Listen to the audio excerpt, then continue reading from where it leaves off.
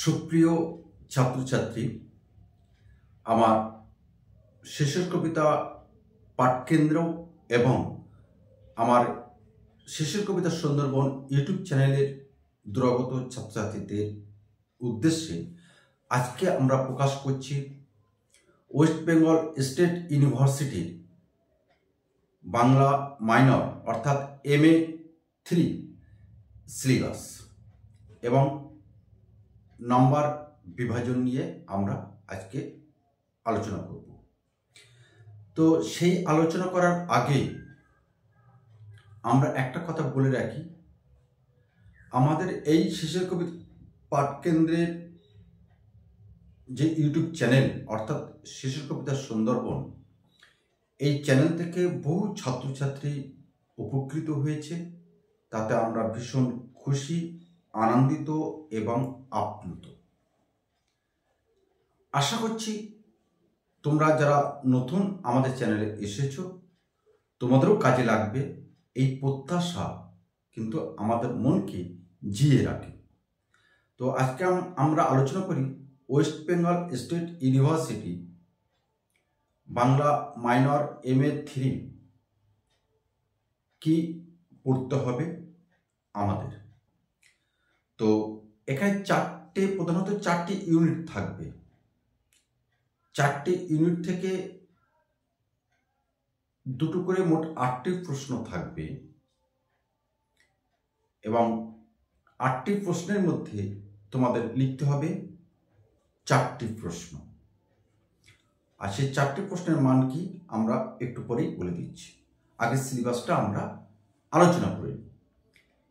Syllabus unit 1 আমাদের পড়তে হবে বাংলা শিশু ও কিশোর সাহিত্য।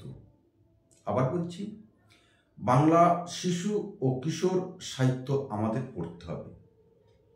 এখানে কাদের লেখা পড়তে হবে? এখানে পড়তে হবে আমাদের যোগেন্দ্রনাথ সরকার, দক্ষিণারঞ্জন মিত্র মজুমদার, উপেন্দ্র কিশোর রায়চৌধুরী, রবীন্দ্রনাথ ঠাকুর, অবনীন্দ্রনাথ ঠাকুর, সুকুমার রায়, লীলা মজুমদার এবং সত্যজিৎ রায়। এদের শিশু এবং কিশোর সাহিত্য সম্পর্কে যে প্রবন্ধগুলো লেখা আছে, গল্পগুলো আছে, সেগুলো আমাদের পড়তে হবে। এবার আসি আমরা ইউনিট 2। ইউনিট 2 আমাদের কি পড়তে হবে? একটা সমগ্র বই পড়তে হবে আমাদের। বাংলা মাইনর সিলেবাস নিয়ে যারা পড়াশোনা করছো, কি বই পড়তে হবে? পড়তে হবে উপেন্দ্র কিশোর রায়চৌধুরীর টুনটুনির গল্প। খুব মিষ্টি একটা বই, খুব সুন্দর বই। এগুলো তোমরা পড়ে এসেছো, এবার নতুন করে অনেকগুলো গল্প তোমাদের পড়তে হবে, খুব ভালো লাগবে। ইউনিট 3 আমাদের পড়তে হবে রাজকাহিনী, অবনীন্দ্রনাথ ঠাকুর। পুরো একটা গল্প তোমাদের পড়তে হবে, রাজকাহিনী, অবনীন্দ্রনাথ ঠাকুর। ইউনিট 4 যাওয়ার আগে তোমরা আমাদের চ্যানেলে নতুন এসে থাকলে অবশ্যই আমাদের চ্যানেলটি সাবস্ক্রাইব করবে এবং বেল আইকন প্রেস করে রাখবে, যাতে সবার আগে প্রথমেই তোমার কাছে এই শিক্ষা বিষয়ক কিছু নিয়ে তোমাদের কাছে আমরা যেতে পারি। আর সেই যাওয়ার ফলে তোমাদের কাজে লাগবে এইটুকু আমরা প্রত্যাশা করছি। কারণ নতুন সিলেবাস অনুযায়ী নতুন করে পড়তে হবে। বাজারে অনেক বই পাওয়াও যাচ্ছে না, তোমাদেরকে সংগ্রহ করতে হবে এবং সংগ্রহ করাটা একটা কঠিন কাজ। তাই তোমাদের যদি কোনো রকমভাবে সমস্যা না হয়, আর সমস্যা হলে অবশ্যই আমাদের কমেন্টস করে জানাবে। আমরা সাধ্যমতো চেষ্টা করব তোমাকে সহযোগিতা করা বা তোমার পাশে থাকা। তো এবার আসি আমাদের 4 নম্বর ইউনিট। 4 নম্বর ইউনিট আমাদের পড়তে খুব একটা ভালো একটা গল্প, প্রতিবেশী বর্মী বাক্স, লীলা মজুমদার।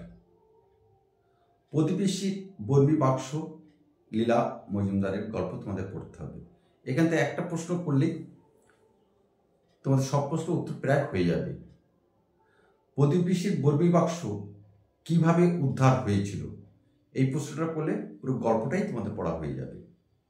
তো আমরা ভিডিও প্রথমে যেটা আমরা বলছিলাম নাম্বার বিভাজন, অর্থাৎ 4টি প্রশ্ন লিখতে হবে, প্রত্যেকটি প্রশ্নের মান 10 এবং প্রশ্নের উত্তরগুলো আমাদের অবশ্যই লিখতে হবে 300 শব্দের মধ্যে। এবার দুদাগে তোমাদের থাকবে 4টে প্রশ্ন, লিখতে হবে 2টি 5 নম্বর করে, অর্থাৎ 10 নম্বর। এই 40 + 10 = 50। এই যে টিকা তোমাদের লিখতে হবে, এই টিকার মান তোমাদের 5 এবং এর শব্দ সংখ্যা হবে 150। আমাদের অনেকের ধারণা আছে অনেক পৃষ্ঠা জুড়ে লিখলে একটু বেশি নম্বর পাওয়া যায়। এই ধারণা আমি তোমাদেরকে বলছি কখনোই মনে পুষে রাখবে না।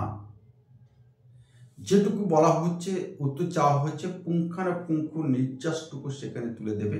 ঠিক আখকে মাড়াই করলে যে রস আমাদেরকে আসে, সেই রসটুকু তোমরা শুধু কেবলমাত্র তুলে দেবে। অতিরিক্ত কোনো কিছু লেখার কোনো প্রয়োজন নেই, খাতা ভরাট করার কোনো প্রয়োজন নেই। যা চাওয়া হচ্ছে ঠিক সেইটুকুই দেবে। আর তারপরেও যদি তোমাদের কোনো সমস্যা হয়, একদম খোলা মনে, উন্মুক্ত মনে আমাদেরকে জানাবে, আমরা তোমাকে সহযোগিতা করার চেষ্টা করব। আর বিশেষ কোনো বইয়ের সমস্যা হলে তোমরা যারা শহর অঞ্চলের মধ্যে আছো, সেখানে গেলে, অর্থাৎ কলেজ স্কোয়ারে তোমাদের যেতে হবে। সেখানে ক্যালকাটা ইউনিভার্সিটি প্রবেশ করতে ঠিক ডান দিকে 13 নম্বর স্টল আছে, রাজুদার স্টল। ওখানে গেলে রাজুদা ভীষণভাবে তোমাদেরকে সহযোগিতা করবে, ভীষণ হেল্পফুল রাজুদা। অসংখ্য ছেলে মেয়ে আমাদের চ্যানেলের থেকে জেনে বা আমার কাছ থেকে তার ফোন নম্বর নিয়ে ওখানে গেছে, এবং রাজুদা যেখান থেকে হোক বই কিন্তু জোগাড় করে সে দিয়ে দেয়। সুতরাং তোমাদের যদি কোনো সমস্যা হতে হয়, তাহলে রাজুদার কাছে তোমরা যেতে পারো। রাজুদা তোমাদের পাশে থাকবে, ঠিক যেমনভাবে আমি তোমাদের পাশে থাকার অঙ্গীকারবদ্ধ নিয়েছি। নমস্কার। আবার আগামী সকালে, কোনো এক সকালে তোমাদের সাথে আমার এইভাবে দেখা হবে।